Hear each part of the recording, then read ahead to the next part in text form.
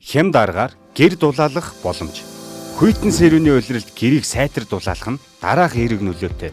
Үүнд сайтар дулаалсан гэрийг галлах хугацаа нь тогтвортой байх учраас гэрийн дотоод хэм амьдарч буй хүмүүст таатай байна.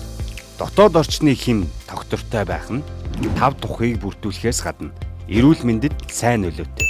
Дулаалсан гэрт түлш баг зарцуулах тул гэрийн доторх болон гадаад орчны бохирдлыг бууруулахад тустай. Сайтар дулаалсан Монгол гэрийг 100-аар галлахын оронд цахилгаанаар халаах нь зардал хэмнэж тав тухыг мэдрүүлнэ.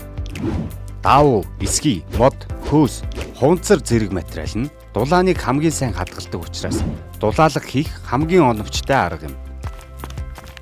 Монгол гэрийн дээвэр болон ханаар хамгийн их дулаан алдагддаг бөгөөд гэрийн дээвэр, туурга нь материалаас шалтгааллахгүйгээр олон давхар байх тусам гэрийн дулаан хадгалах чанар төдий чинээ сайн байна. Өвлийн улиралд гэрийн дотор талд хулдаасан материалаар давхарг хийвэл хан туурганд уур чийг нэвчгээс хамгаална.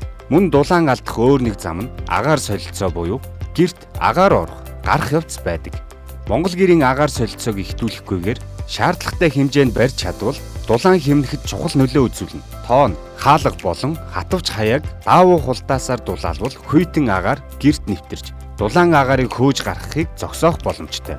Хэрэв та гэрээ зөв аргаар дулаалахар шийдсэн бол мэргэжлийн хүмүүст хандан зөвлөгөө авч хэрэгжүүлээрэй.